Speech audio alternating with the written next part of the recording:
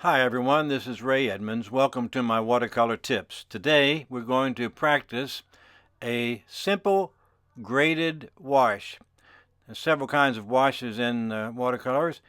Today we're going to start with just a basic line with a little saucer shaped object, which is a ship, with a cross or a mast on top of it. It's a very simple drawing. Anyone can draw it. Just draw a saucer. And then we're going to show you how to do a graded wash that you can practice all the time. This is like doing your scales. First, take some strong pigment but still transparent, average amount of water, place it across the first line, then add a little water to your brush, very little, and go back for the second line. Your board is tilted toward you. This time just a little more water, come across. Now I'm actually wiping the brush so that there's no water, letting it fade out.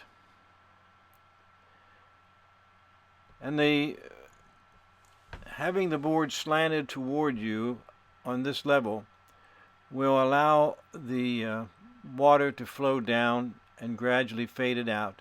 If you'd add no more pigment.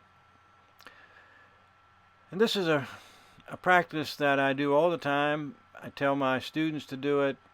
It helps you learn how to do a graded wash, which is very important in watercolor. So many ways you can use graded washes, not just in water scenes like this, but in many ways you need to learn to go from dark to light, or from light to dark, in this case dark to light.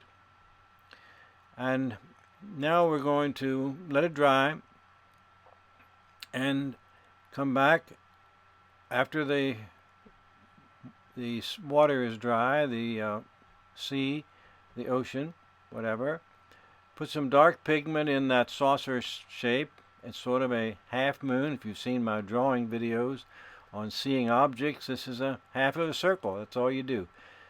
And put it right on the horizon or slightly below the horizon.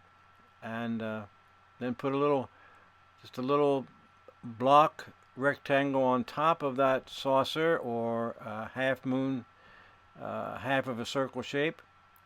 And then you're going to add sort of the same thing underneath of it, like a reflection coming down. You don't have to be exact. The object of this is not to paint a great picture, but just to practice the wash technique. Adding the shadow now, the reflection of the cross. It's staggered. The sea is slightly moving at this point. It's a very, very flat surface. And so you can see a reflection. It's only slightly wiggled as you bring it down. Then we're going to add the mast,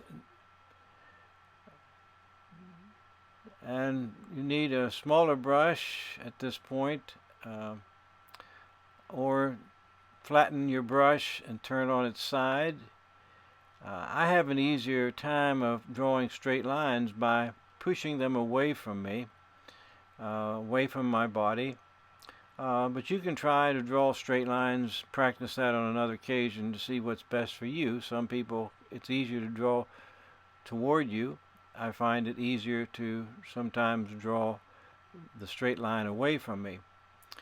Okay, we've added the top of the mast, and this simple wash drawing is something just like the scales of music for a musician to practice over and over. And this is what we do over and over. We practice this. It's like a warm-up every day to get used to your paints and to get sort of in the mood. Now I'm adding a simple sky. You can use the same color very lightly, not much pigment, just very light. Keep it very loose, not a great deal of water, and very little pigment. You can always add more pigment. It's easier to add more than to take it out as long as it's wet. Now, it's good to do this exercise many times on different kinds of paper. For instance, if you have a new paper that you're not familiar with, and all papers are different, different brands, different sizing on the paper, different weights of the paper. You might try this just to get a feel of what that paper is and how it reacts. It's very simple. It helps you to grow stronger in your wash techniques. Adding a little color here just to give some variety. This particular paper was one I just picked out of the scrap pile, and you sort of have to respond to the paper just to see. It's not the paper I normally use, so you sort of go with that. Try some rough papers. Try some cold press, which is a sort of a medium surface paper, and try some hot press, which is a very smooth type paper, and see how this works. It's a good way, and this is you can do it on a small as 4 by 6, 5 by 7, 9 by 12, whatever. I wouldn't do it too large, so sort of waste your paper, but now I'm just strengthening the mast a little bit while it's drying. But this technique is very simple to do. This entire video is only going to be about 8 minutes, so you can see that it doesn't take very long out of your time, and it helps you sort of warm up for your whatever watercolor you're going to be doing that day. And you can put in lines, rigging for your mast if you'd like. It's not necessary, because the main part of this is actually learning to do the wash and to practice the very light touch of very thin pigment sky. Now I'm going to show you some samples of ones I've done in the past. These are just quick sketches. You can see they're all different. This particular paper I'm showing there is a thicker paper. The texture is a little more rougher. It's a different brand. Here's another piece of paper. You see it's just a piece of scrap paper. And here's another one using some different colors. Not sure I did this. This may have been a student of mine. I'm not sure, but you see, this is the last I'm going to show you. But it makes a simple picture. You can almost frame one of yours like this.